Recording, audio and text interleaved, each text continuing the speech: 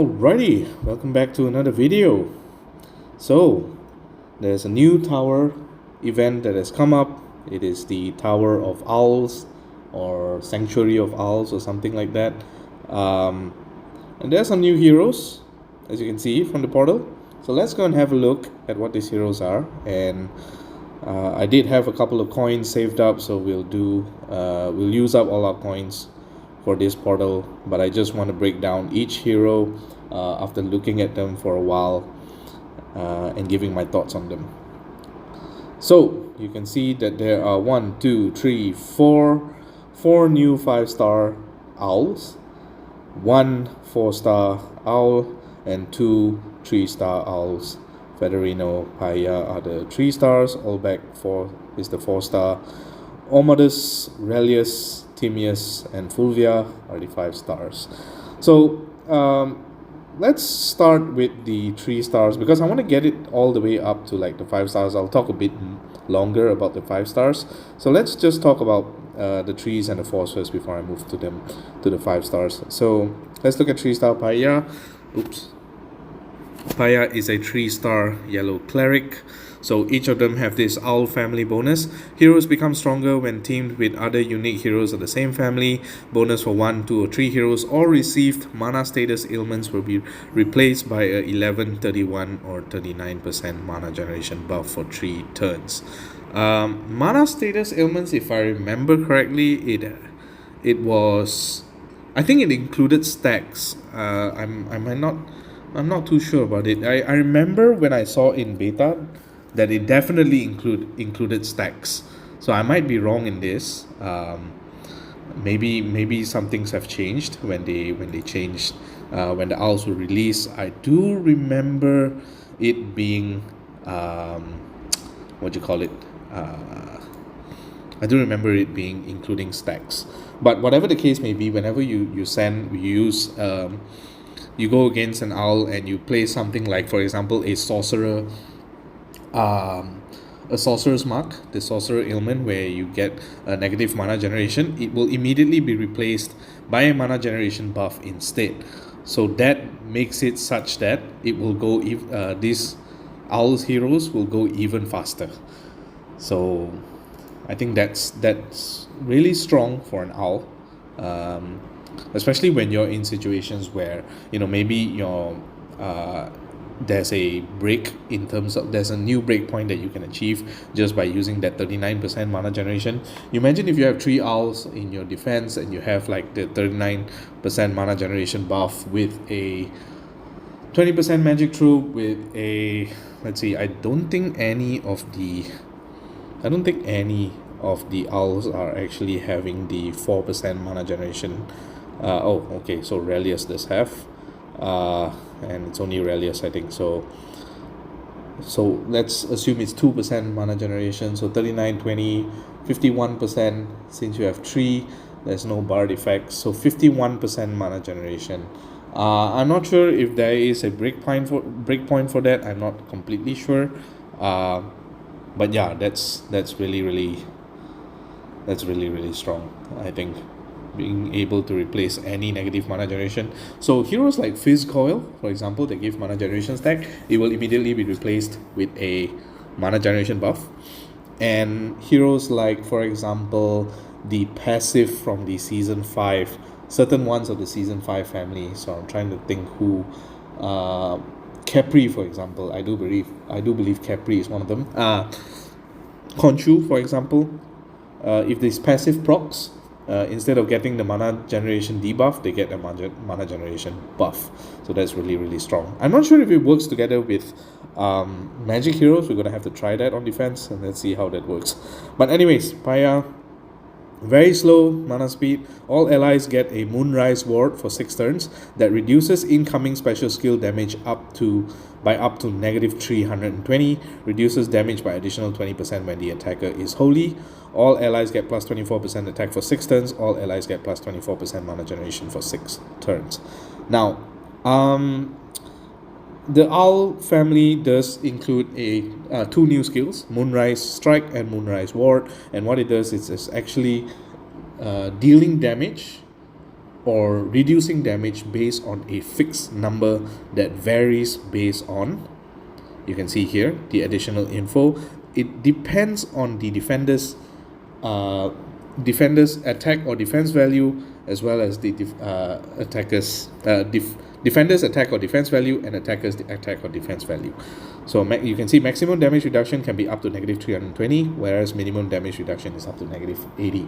Now, I'm going to assume that for Moonrise Ward, I haven't actually seen Moonrise Ward being in action, so I'm not sure how does this factor in. Like, I do believe that the lower your defense is, which by the way, it's only affected by growth and wither, buffs and status ailments affecting attack and defense do not affect damage reduction scaling, and I'm going to talk about that a little bit more in other heroes. So basically, what does that mean, and what I'm assuming that means is, so imagine you cast this Moonrise Ward, you get and base, I don't think that, yeah, so the base damage reduction is negative 160. So as it is right now, Paya with 654 attack, 819 defense, this 819 defense is the one that is taken into account here, that allows her to have a base damage reduction of negative 160. Now, if her defense were to say drop because of wither, for example, I'm going to assume that damage reduction gets reduced. Similarly, if that damage reduction, if your defense gets increased, for example, by having a goblin in your team that has growth, then that damage reduction increases up to negative 320. Now, that is my assumption. It might be the other way around. I'm not 100% sure. But it also depends on the attacker's attack power. So if you're withering the attacker's side of his attack stat, then the damage reduction might increase or decrease depending on how this Moonrise Ward actually works. That's my assumption. I'm guessing what they do is at the start of it, they take a value. So like, for example, 819, and then opposing 819 defense on Paya, and then you look at the attacker side. If let's say the attacker side is 819 attack as well, I'm assuming it's just the base damage reduction of negative 160, or maybe it goes down, just because it's similar. And then the numbers vary. I'll have to test this out. This is a very interesting mechanic because it deals with absolute values. Most of the time when you look at this, it's always dealing in like you reduce 30%, you have a damage reduction of 30%, damage reduction of 50%. What that means is whatever damage that comes in, whereby the complete calculation of damage is done after defense and after attack boost, it's calculated to the end, and then you apply that 50% damage reduction. That's what I believe has happened in previous calculations when you're dealing with damage reduction or increases in attack based on percentages. But right now with absolute value, that means that it's taking none of that into consideration, because again, buffs and status ailments affecting attack and defense do not affect the damage reduction scaling.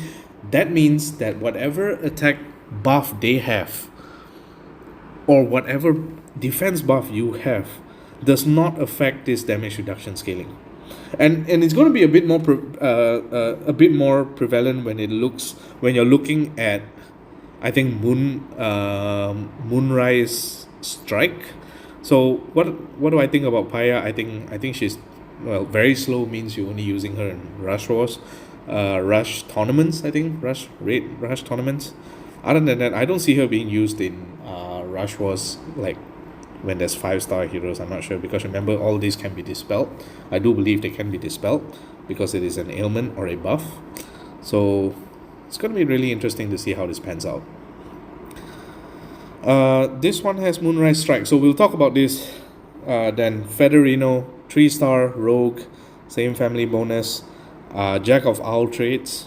Oh, really? Average mana speed, attacks the target and nearby enemies with Moonrise Strike, dealing up to 700 damage, deals 20% more damage if the target is holy. So you can see here the base damage is 350, and the damage scale depending on the attacker's attack, so depends on Federino's attack stat, and then the defender's defense stats, so the defender's shield stats. So the maximum damage can go up to 700 and the minimum damage up to down to 175. So what that means is probably at 899, I think maybe what that probably means, and what I'm willing to guess will happen is the game immediately assumes at the start of the battle, after troop adjustments and once the match has started, it immediately takes account, okay, Federino has 899 attack plus whatever troops. Let's say okay, ignore troops, so that let's assume troops are in the calculation already. So 899 attack, and let's say you're going against a hero with, for example, 650 defense. Okay, so immediately that gives that base damage. So you're dealing a base damage of 350 to that particular target. Now, if there was a wither effect on said target, so if the target, let's say, somehow gets withered from 650 down to 350, I'm assuming that's where this maximum damage comes into play, because you're actually dealing it based on the difference between your attack and the opponent's defense. Now, if the opponent's defense has been augmented based on growth, so let's say they have a growth, a goblin that gives growth, for example, it goes all the way up to, instead of 650, it goes all the way up to 1000. I guess that's where the minimum damage comes in. You are only able to deal up to 175 damage. So it ignores all the defense buffs that has happened. So they can have all these things like having defense up, or having damage reduction, or what else? What other defensive buffs that you have? I don't know. Yeah, defense against a certain color, for example. Let's say defense against green. It's not going to matter at all, because this is pure damage. If anybody has played Dota or they've played League of Legends, they know what pure damage is. It is a fixed number that is dealt, that is not affected by defense scaling or attack scaling on your end. It is a pure number that is given immediately at the start of battle, and it will never change unless stated otherwise. So I'm guessing that's where Moonrise Strike is, and how this will actually impact is that now if a defense or an offense starts stacking attack up or defense up, it won't really matter in the face of Moonrise Strike or Moonrise Ward, because because all of this has no regards to attack augmentations or defense augmentations. The only thing that matters is growth and wither, which what SG is trying to do here is tell you that if you have not pulled in goblins, please pull in goblins before you look at these damn owls. I think that's the correlation here. So what I think about Federino, I just wish it was fast speed, because average speed it's still 10 tiles in 3-star raid tournament, so it's going to be really difficult to use Federino. But other than that, I think his damage can be quite significant. Okay, let's look at Olbek before we jump to the legendary heroes. So Olbek 4-star wizard, fast speed, okay, I like that. Attacks the target with Moonrise Strike, dealing up to 1020 damage. Deals 30% more damage if the target is holy. Now realize that every one of these owls are dealing Moonrise Strike in, which is, I'm guessing it's dark, and they're dealing more damage to holy just because of that fixed value that we're talking about, that fixed pure damage, and they have to give some sort of increase because dark deals additional damage to holy. So it's kind of funny seeing blue heroes, green, and all these owls that are of different colors than dark deal extra damage to holy, and they're pretty much opening up the floodgates to have in the future maybe something like a green strike that deals more damage to ice heroes, or like an ice strike that deals more damage to fire heroes. So they're opening the floodgates to that moving forward in the future, which will change dynamics. It means that you'll have heroes that irrespective of colors deal extra damage to a certain other type of element, which will be rather interesting. Now, the final part of this is reduces the mana of the target by 10%. That's really good. Mana control is always good. And this one, I think, it's only hitting one target, but at least it's fast speed, so I think it's pretty decent. Alright, we move into the legendary heroes categories. There are 4, but only 3 of them are featured. Let's look at the one that is not featured first. Omodus. It is a 5-star dark barbarian owl. Pole Axe of the Law. Slow speed. Okay. Destroys all fiends from all allies. Attacks all enemies with Moonrise Strike, dealing up to 1,700 damage. Deals 40% more damage if the target is holy. All allies get 5% mana for each destroyed fiend. So a very niche application when it comes to dealing with fiend makers. But let's see, base damage of 850. So you're dealing pure 850 damage to all enemies.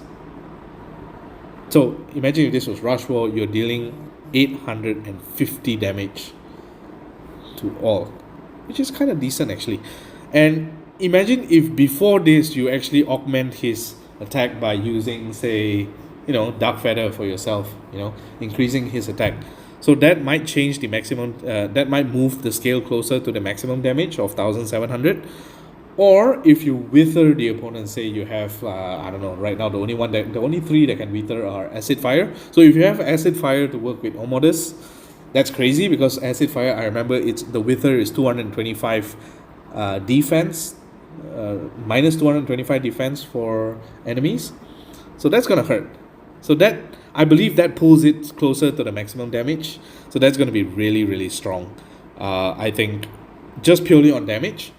The Fiends thing, I'm not sure if there are many Fiend makers. Actually, there are actually quite a number of Fiends running around in Rush Wars. You have, Brimstone is it's one example. You have Madame Jiri, the one from the opera side. You have Lubu. You have what else? You have Ebba, you have Elizabeth. All of these are pretty, you see them once in a while in Rush War. So Omodus can really help, and giving 5% mana for each destroyed fiend. Well, it's not that much, but I do believe if you can get 10 fiends off, you pretty much have 50% mana. So based on, I'm guessing this 5% mana is affected by mana generation bonuses.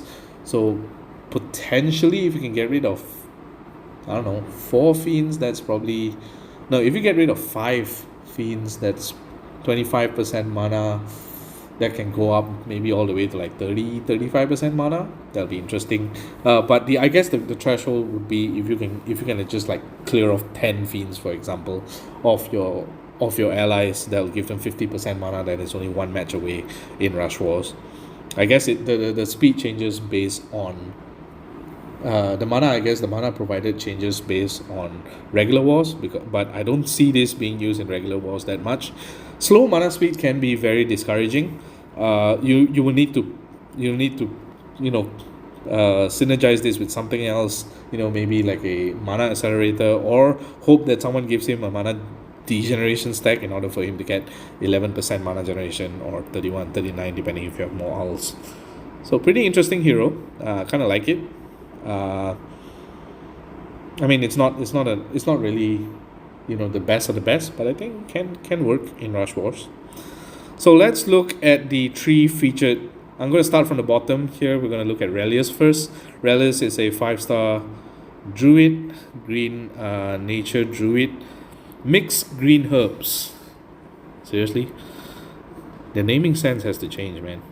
Average mana speed. Each fallen ally has a 40% chance to get revived with 30% HP. Recovers 30% health for all allies. I like that the order is in such a way. All allies get a Moonrise ward for 4 turns that reduces incoming special skills damage by up to -800. Reduces damage by additional 30% when attacker is holy. So the base, I'm more interested in the base damage here. The base damage is -400. So you're reducing 400 damage from any incoming attacks. 400 out of the incoming attacks that are coming. So, okay.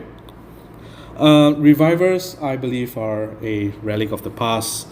not many people are using revivers now. Revivers are pretty much a tall sink whenever you're dealing in rush wars. I don't really know for sure in regular wars. You don't see revivers at all in regular war defense, but you can potentially use him in offense if you want something like a healer plus reviver plus protection.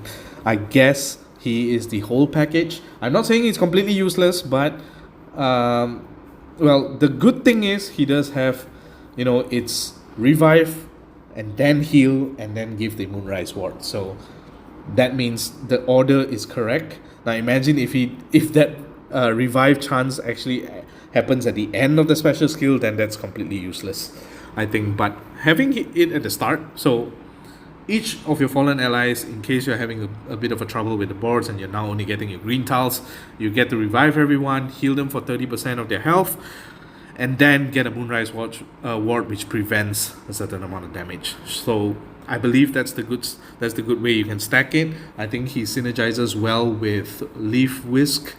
I think the new goblin that gives 355 defense growth to your allies. So that's something to consider.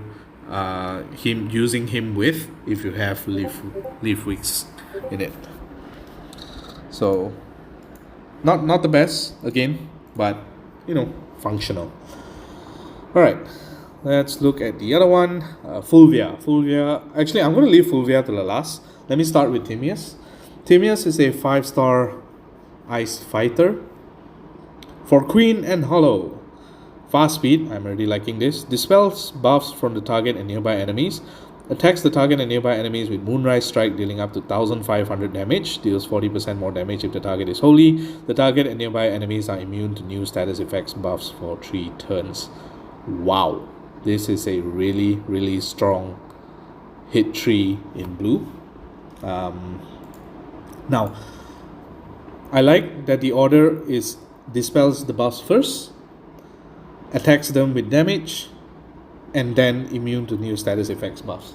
So you remove taunt, you deal, ideal what you want is you remove taunt or you remove maybe counter attack, you hit them hard, and if they survive, they're immune to new status effect buffs, which means they don't get any help in terms of defense against the next incoming attacks, or some sort of heal over time kind of effect that will keep them alive. So pretty interesting. Again, I want to check what's the base damage here. The base damage is 750 to 3. Now it's not the best. Again, if you're looking at this, imagine if you have a hero that deals 300 and so to give you an idea, Timaeus here with 1348 is dealing at base, so expected most of the time you're dealing 750 damage. A hero like if you look at, let's see, let's look at Gilag. So Gilag is average speed, so 1 step slower than Timaeus, at 385% damage at 1385 attack. So you're dealing, that's about, I would say I think it's about 800 to 900 damage potentially. I might be wrong. I think because I usually pair Gilag with defense down. I might have to run the numbers again, but I think 750 damage is still decent. It's not. I don't think it's the best, but given that it is not affected by defense or anything, defense or attack ailments, that makes Timaeus one of the more desirable blue heroes to counter the current Ukkonen tanks. Because remember, going against Ukkonen, you will need your ice heroes are going to get undispellable attack buffs. Now with Timaeus, remember that Moonrise Strike, buffs and status elements affecting attack and defense do not affect the damage scaling, which means you're still going to deal that base damage of 750. And it's only affected if you have growth or wither. So imagine if you combo this with, for example, I don't know, you combo this with Fizz Coil, for example. So have Fizz Coil wither the opponent first, and then if you have Dark Feather on your side, just use Dark Feather first, and Timaeus will hit like a truck regardless of his attack down when Ukkonen fires.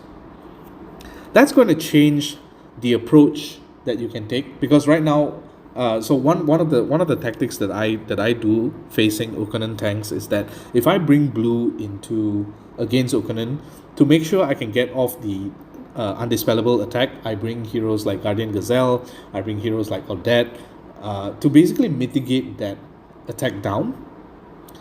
But if you're using Timir's tank, you don't need to worry about that, because I mean he's gonna wreck the front tree just based on Moonrise Strike, 750 to 3, and that's not affected at all by any other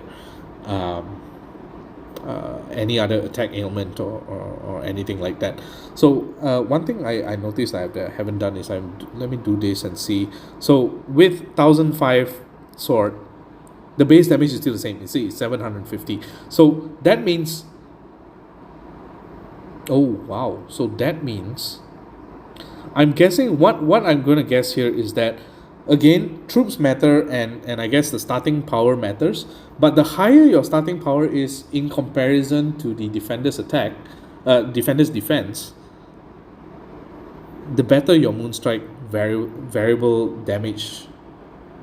I think the better it scales up. So, and how it scales up, it's only by growth and wither. So I'm guessing the value in which you can go up to. So the more you grow, the higher the damage will be, I think. So let me make it a bit more clearer. So what I mean by that is, if imagine you have Timir's at double limit break, so he's at 1348. You have a level 29 or 29 magic troop, and you're going against an Ukanon, let's say double limit broken, with a level 29 magic troop as well. So what does that mean is that at the start of the game, the Moonrise Strike counter takes into consideration your attack stat and Ukanon's defense stats. And what it does is it notes that initial value and deems that as the base damage.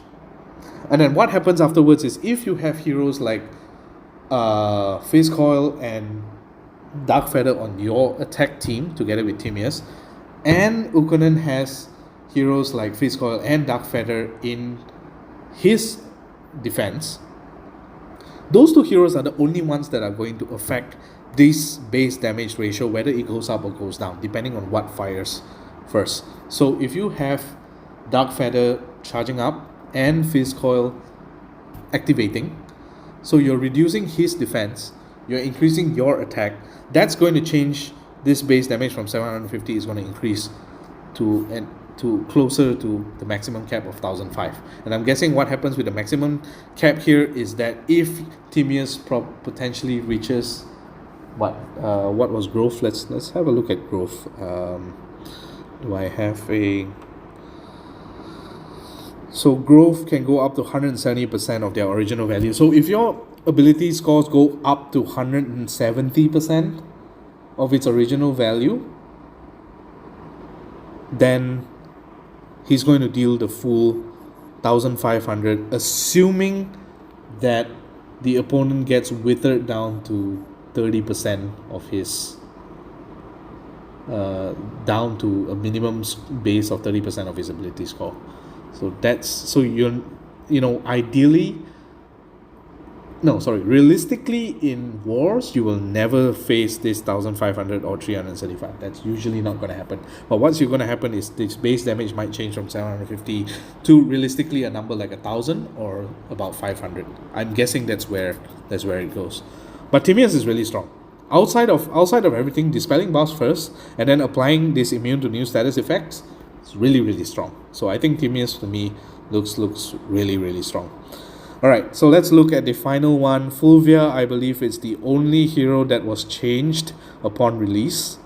So let's have a look at Fulvia.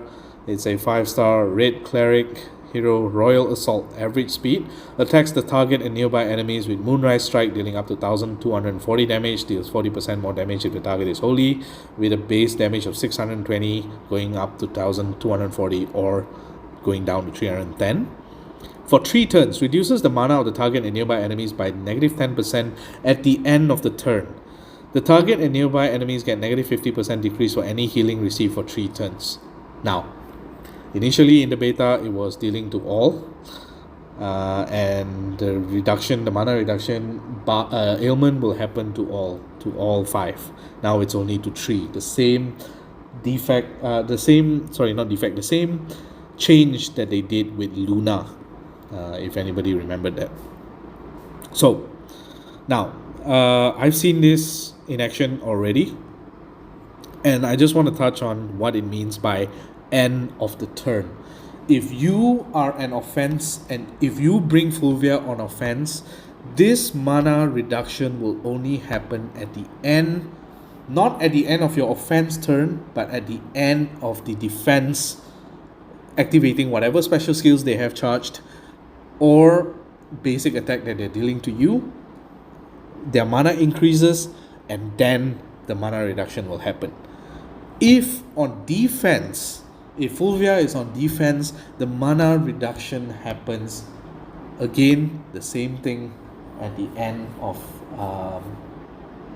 no, I don't believe it happens then.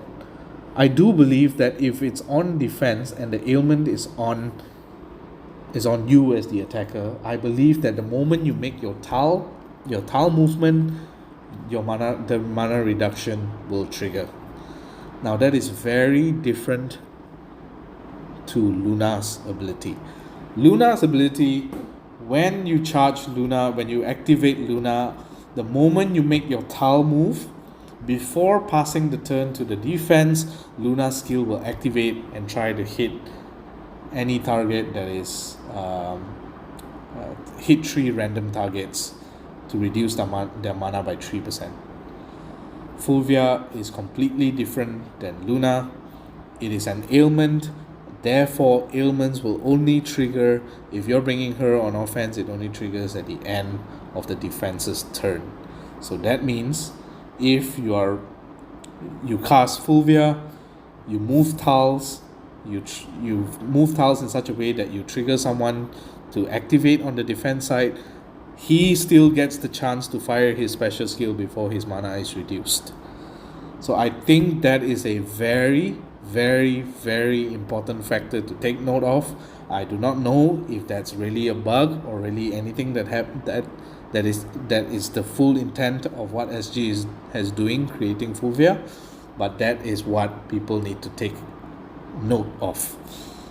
Because it's very easy to forget, because Luna, what happens with Luna is it happens at the end of the offense's turn. But for Fulvia, it only happens at the end of the defense's turn. So, but Fulvia on defense, if Fulvia triggers, what I do believe is it will trigger at the end of your offense turn. So, which is very complicated. I won't know for sure until I face Fulvia on defense. I've only seen Fulvia on offense so far, but I do believe that's the case. And if that's the case, then Fulvia is not as strong as intended, because the defense still has a chance to trigger. The defense still has a chance to activate its special skills. But what makes Fulvia strong then will be how she functions on defense, because then it's going to affect offense in a much more higher impact than it does when Fulvia is on offense. So that's why when I first saw this came out, I was driving when I saw it. I realized that Fulvia has this weakness in her, in a sense that she's not the same as Luna. And that was my assumption until I saw a video about it, basically confirming my thoughts. Now I don't know if they will change that. So let's look at Luna. Where's Luna? I do have a Luna. So at the end of each turn, the caster and nearby ally shoot a moonbeam at a random enemy for 3 turns. The value is the same, Oh, okay. The statement is the same. So what does that tell you? Is that a bug? Is that an issue? At the end of the turn, for 3 turns, reduces the mana of the target and nearby enemies by negative 10%. So by right, Fulvia is supposed to reduce... No. Okay, ailments work on a different way, yes. Now that I think about it, buff like heal over time on your team works first before it's passed on to the defense's side to do things. So the same with fire damage. Imagine if you throw Serendite, you're using Serendite for fire damage, you're using Finley for the new Finley for poison damage. All of those ailment effects will happen at the end of the defense's turn. So that's the proper reasoning. Now scratch whatever I said at the start there. I guess that's it's still something to take note of. Remember that status ailments that affect the opposing side will only happen at the end of the defense's turn. So if you as offense, when you're doing it, when you're triggering something, when you're casting something that affects the defense, it only happens at the end of the defense's turn. Now if that's the case, then again the same reasoning stands. Fulvia will be stronger on defense than on offense. This might be one of the rare heroes that has actually more potential on defense than on offense. Yes, that is the proper statement I want to make, and I believe that's going to hold. And because of that, again, I have to emphasize this: Fulvia might be stronger on defense than offense. Because on offense, this mana reduction is going to happen at the end of the defense's turn, but on defense, it's going to happen at the end of the offense's the offense turn. Which means, if an offense makes a tile move that prepares a hero to cast a special skill the next turn, it's going to get reduced. The mana is going to get reduced, and that's gonna hurt. That's gonna really hurt, and that is why Fulvia is better on defense than she is on offense. Phew, that was a long ass thoughts and breakdown of this particular hero. So what we're gonna do, we have 13 pulls. I'm just gonna sacrifice. Ooh, was that the 3-star? Damn. Alright, whatever. Let's go. We got 13 pulls. I really hope to get all back, because I think that's the one that I really want. The 4-star owl, they'll be really, really good to use on raid tournaments. Minus 10% mana is actually quite good. Now if they will stop giving me season 1 heroes, that'll be really good. Hey, there we go, we got all back. Yay, and it's a funny looking one as well. Look at these crazy eyes. Alright, we got all back. That's all we wanted. Now anything else will be a bonus. I didn't mean that, but what? Okay, fine, whatever. And hey, we got Federino. That's the better one over Paya, I guess. So I can level out Federino first. And we got Paya as well. So we completed the owl collection. That's pretty good. I like that. 5 more pulls. Let's see what we can get. Gunnar, Valand, Brienne. 2 more pulls. And finally, another all back. Dawa to end it. Alright, that's about it. I'm not gonna do any more pulls. I don't think any of these heroes are actually, like, apart from Timaeus, I feel like not any one of them is like really a necessity. Even Timaeus as well is not. I don't think it's really a necessity to get them, which is why I'm not actually too hard push on getting anything. I just wanted all back. Like, I think having the 4 stars is pretty fun. Even though I don't use them for regular wars, but I do use them for I do use fast speed 4 stars for raid tournaments, so that'll be really fun to just level him up. I'm definitely not going to double limit break, as I made a mistake with Aqualift, so but he's definitely going to get 1 limit break at least, and then we'll have fun with him. Alright, this video's taken too damn long now. We have a lot to talk about, these new mechanics and stuff. I hope you guys understood what I was talking. Pretty sure there was a lot of rambling going on, but essentially I think I've broken them down as to what I intended to.